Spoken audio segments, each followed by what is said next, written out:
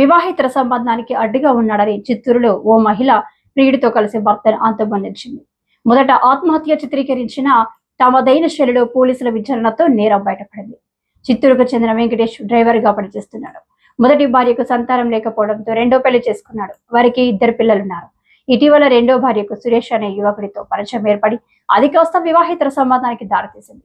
ఈ విషయం వెంకటేష్ కు తెలియడంతో భార్యను మందలించాడు.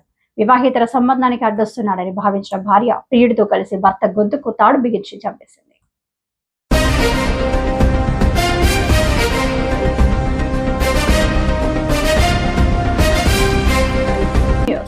వివాహితర సంబంధానికి అడ్డుగా ఉన్నాడని చిత్తూరులో ఓ మహిళ ప్రియుడితో కలిసి భర్తను అంతమొందించింది.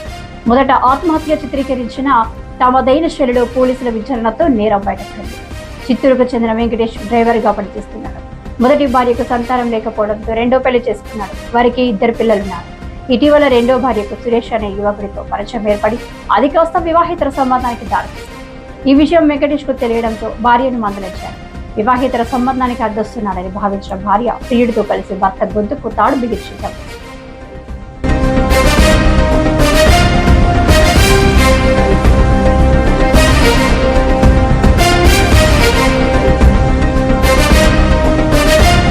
ఇప్పుడు మీ ముందు అరెస్ట్ కాపినటువంటి ఈమెను రెండో భార్యగా అతను తన డ్యూటీలో భాగంగా ఆయన పల్లిపట్టులో చూసి ఇష్టపడి మ్యారేజ్ చేసుకుంటాడు. ఈమెకి అతని ద్వారా 2 బిడ్డలు కూడా సంతానం కలుగుతుంది.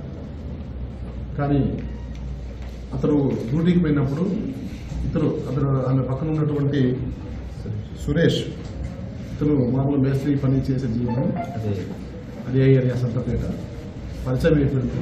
వాళ్ళ పరిచయము కొద్దిగా అక్రమ సంబంధంగా ఏర్పడింది. భర్త ఇంట్లో లేనప్పుడు ఎప్పుడైనా కూడా ఇంటికి వచ్చి పోవడం, ఈమె కూడా అవసరమైతే వాళ్ళ ఇంటికి వెళ్ళడం. ఎందుకంటే అతని ఇంట్లో కూడా మునియప్ప వాళ్ళ ఫాదర్ 2 మాత్రమే ఉన్నారు. వాళ్ళ యొక్క సంబంధం ఈ విధంగా కొనసాగుతుంది.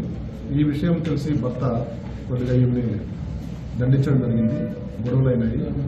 కాబట్టి మన కార్యక్రమాలకు ఇతను ఉంటే అడ్డంకని చెప్పి భావించి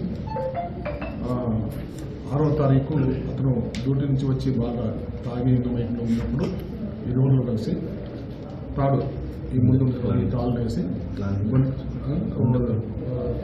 ఒక సున్ని కూడా చుట్టి బాగా గొంతు బిగించి చంపేశారు.